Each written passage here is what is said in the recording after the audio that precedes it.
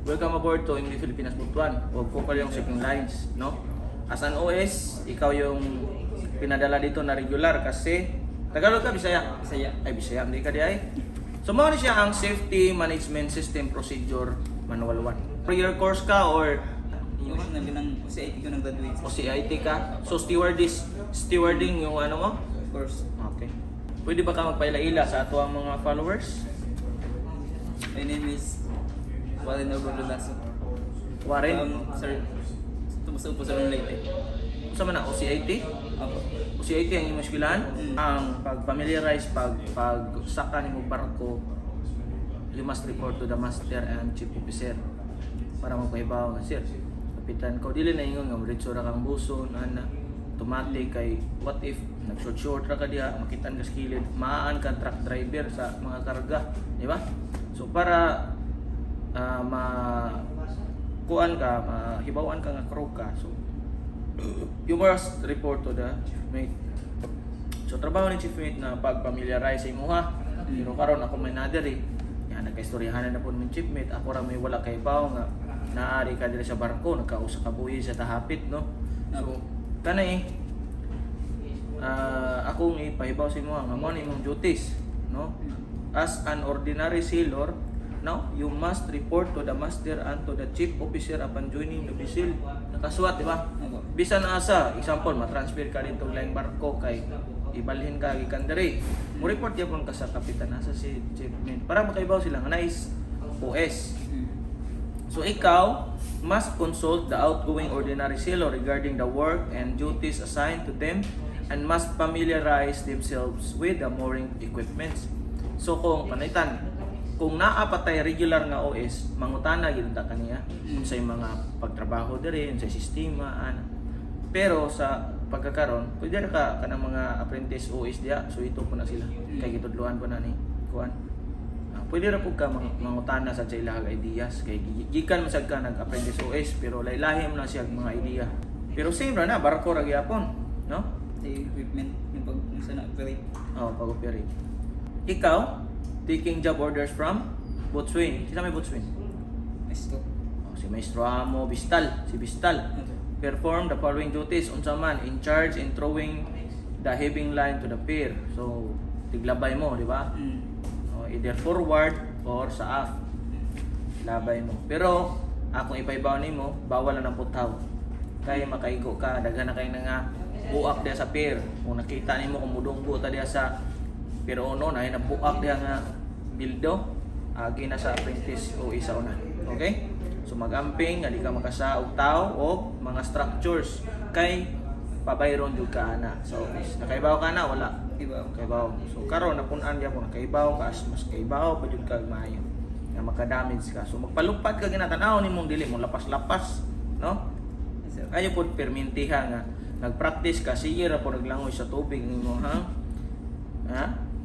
Okay, sunod i-assist nimo si boatswain sa forecastle during docking and docking maneuver. Sa pag timan sa mga lobit, no? Nya magamping, nya mag-wear ka og hard hat.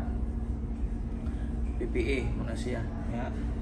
Mas maayo, safety shoes. Nya i-assist po nimo si boatswain sa deck works, katang mag-chipping, no, grinding, painting, handling of mooring lines or mag-greasing mo sa maggrasa mo sa mga kanang mga turnbuckles, katong sa pupa nga kable, di ba?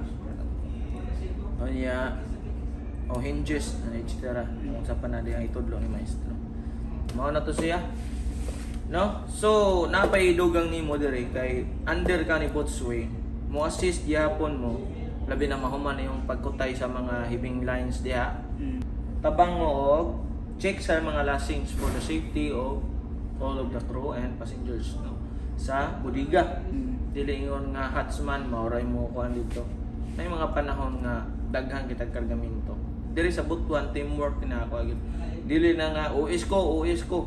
OS ka under kang Maestro Amo, si Maestro Amo mo ay sole responsible sa budiga. Wigon deck under gyapon na silang hatsman. And kana pong mga tao diha, ikaw ra ang regular. Karon, hatsman. So ikaw dapat mo lead nila. Okay? So mao na siya nga magtinabangay ta. Pero likayan nimo ang bisyo. Bawal sa tuwa ang mahubog.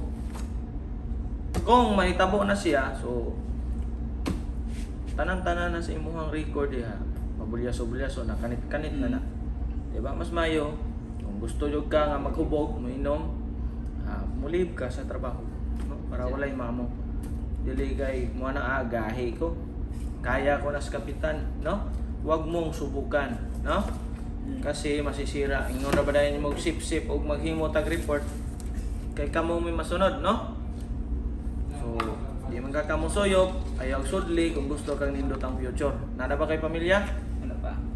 So, lisod po do mo magdugay, di ka magminyo. Ano? Magminyo ka, nakayuyab, wala pa. So, siguro basi gitawag og family oriented ka, nga willing ka mo help sa imong parents. O na nga, as of now, wala pa ka na sud og mga ingana. Pero maabot, there naman yung ikuan yun, tama nga panahon ba? Nga, moabot yung kaana nga magminyo, no? So nana kay anak, so karon pundasyon nimo nga steward ka, nimo kang OS, wata kay ba sa maabot na yung mga backer nimo, no? Mga apply kag company, timingan ka, so i-train nimo kagalingon diri nga mabait nimo sa mga trabaho o pag-maintain sa safety sa imong kagalingon kay sa man ang may ka mo trabaho, di ka mo follow sa pagsulo og PPE, di na mag hard hat. Mato ka sa pier, dakpan ka, pilay multa na, tag 2,000, 1,500, no? Labi na diha, stricto na ang Surigao. So, mas mayo kung maghipos og mga giya, mag hard hat, mag PPE, no? Ano man ka? Wala lahat to. So, may hard hat ay ulit. Okay? Kanang mga kuan ako gipang palitan ako na. Kani siya kuan ba yan eh? Maguba ba yan eh, no? Guba na. So, palit kag bago. Ha? Kani requirements na lang ni ka na magawas-gawas diya sa PPE. Pero, o kuan, mas mayo, kanang bago. No? Pagpalit, barator man na. Pero, kung kaabot pa ka itong naman ko ipalit nga, hinatag po, shoutout si Captain, no? Anonymous, kay dili man siya magpa kuan mention, naghatag siya kwarta para pagpalit og mga hard hats. And nanam ko to sa Cebu ang katong giapas, pero mari nanamay ka na mga yellow blue pinalita sa kapitan nga follower na to. So grateful kay ta kanay mga tao nga mga generous. Imponting trabaho, automatic na kay kana si maestro amo naman nang gi-assignan sa mga trabaho nga labi na kaning babaw daw. Maestro, papaton ako na storyahan, 14 lakas, ito kayong funnel, lisod kayo, limpyo itong barko, pero ang ibabaw, limugawa, no? So, maura na, i-maintain ang safety sa imong kagalingon, para mutas ang imong edad, no? So, salamat, o makita na ka sa kuwang vlog.